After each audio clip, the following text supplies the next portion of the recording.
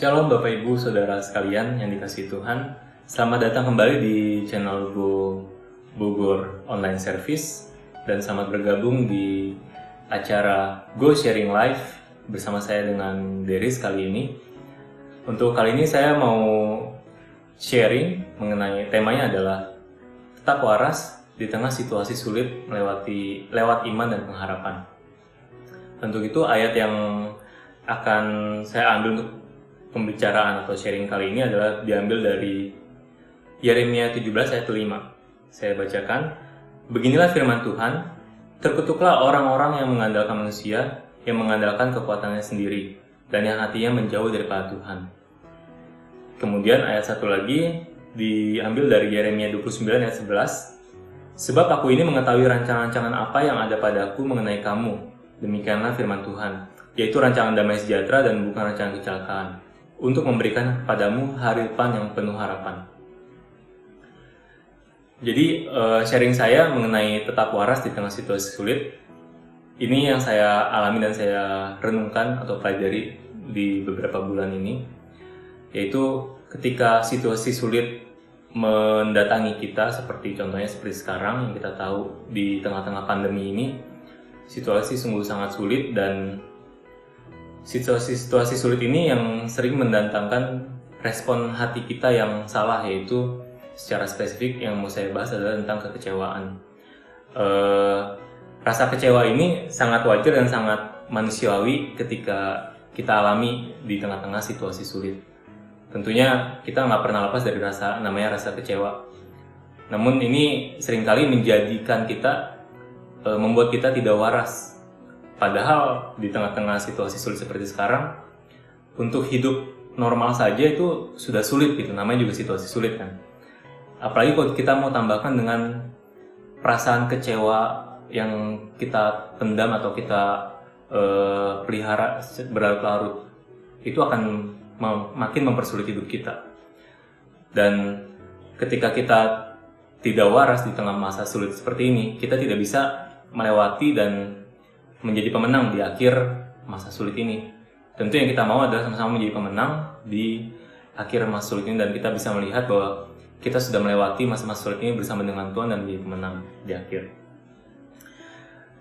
Jadi mungkin kita bisa lihat contoh-contoh kekecewaan yang kita alami di tengah-tengah masa sulit ini, ya tentunya yang sering kita dengar dan saya alami juga sendiri adalah pemotongan gaji dari kantor karena masa pandemi ini.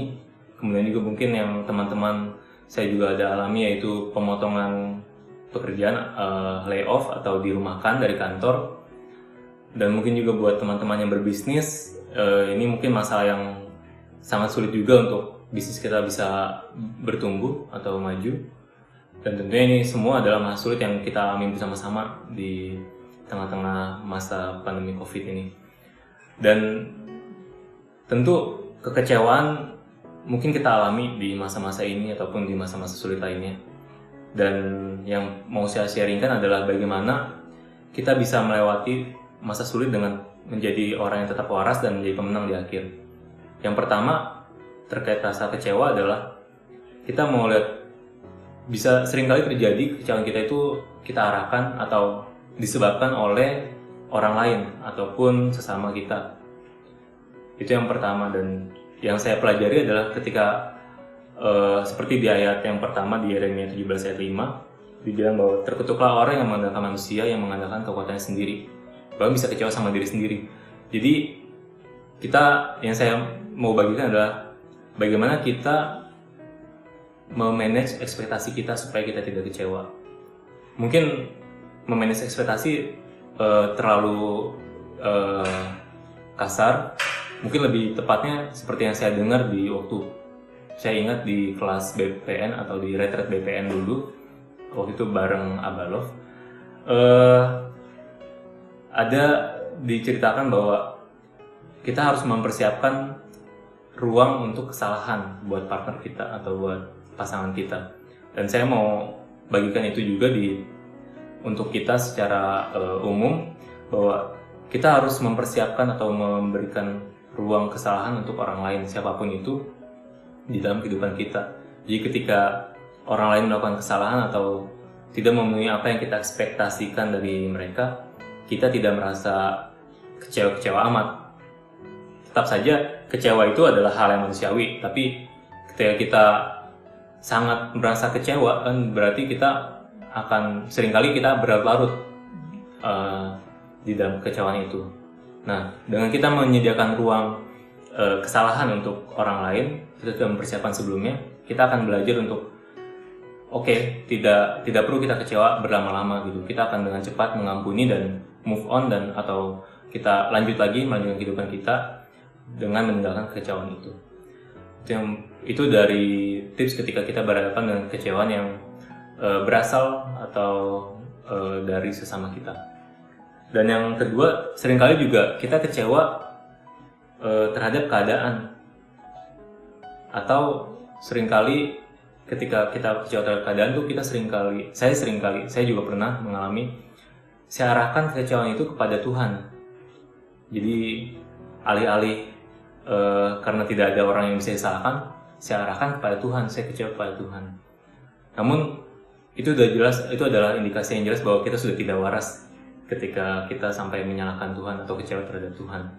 Seperti kita lihat di ayat yang kedua tadi, dan ayat pertama pun dilihat ayat 17 ayat 5, bahwa kita harus punya hati yang mendekat atau melekat kepada Tuhan.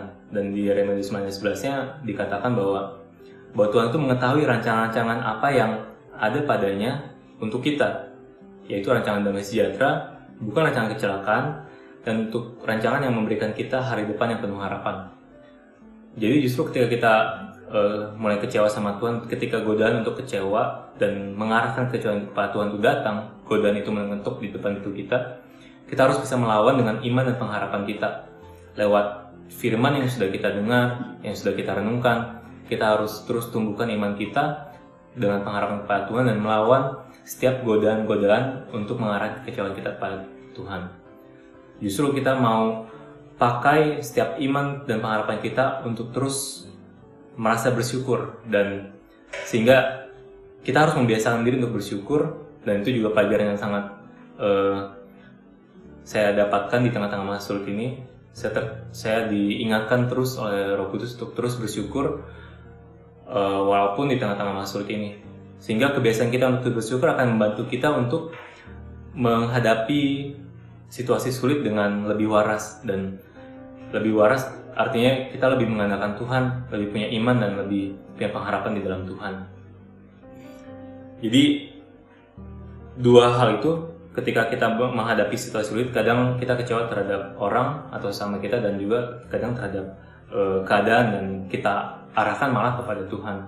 Jadi dua hal itu yang membuat, yang saya lihat, yang saya dapati, yang saya pelajari, bahwa kita menjadi makin tidak waras di tengah masa sulit ketika kita malah berlarut-larut dalam kekecewaan kita. Nah, itu tidak membawa kita kemana-mana, justru membawa kita makin terpuruk lebih dalam lagi di dalam masa sulit ini. Jadi itu yang mau saya sharingkan. Mungkin saya akan menyimpulkan bahwa tetap waras dalam keadaan sulit itu yaitu ditandai dengan kita harus terus melekat kepada Tuhan, sehingga kita tidak gampang menjadi kecewa.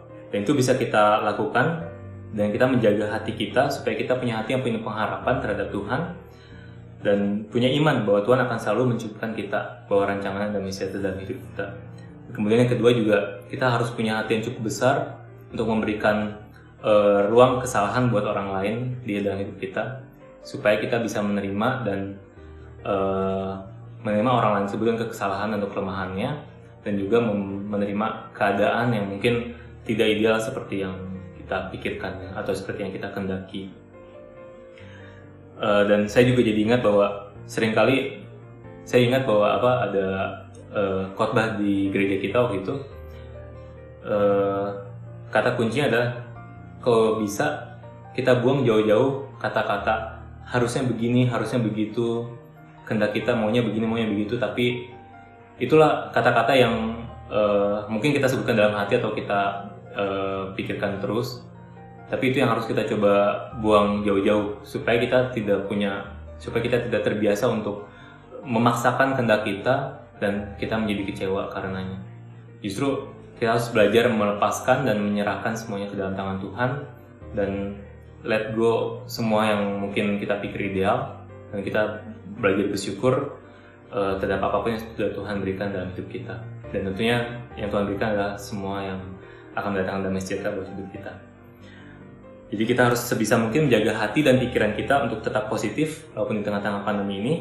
Dan saya percaya bahwa untuk tetap waras dalam pandemi ini itu juga adalah berkat dari Tuhan, yaitu berupa hikmat untuk kita terus menjalani masa-masa sulit ini dengan waras. Jadi itu saja sharing dari saya. Mari kita semangat semua sama-sama supaya kita bisa melewati masa-masa sulit ini dengan luar biasa, dengan tetap waras, dan kita bisa menjadi pemenang sama-sama di akhir. Itu saja, dan sampai berjumpa lagi di Go Sharing Life berikutnya. Tolong bisa di subscribe dan dipencet tombol like-nya, dan kalau bisa di-share ke teman-teman yang kalau Bapak Ibu terberkati, bisa di-share ke teman-teman lainnya supaya sharing kita dan Go Sharing Life yang dilakukan setiap minggu ini boleh menjadi berkat buat semuanya. Terima kasih. Tuhan memberkati.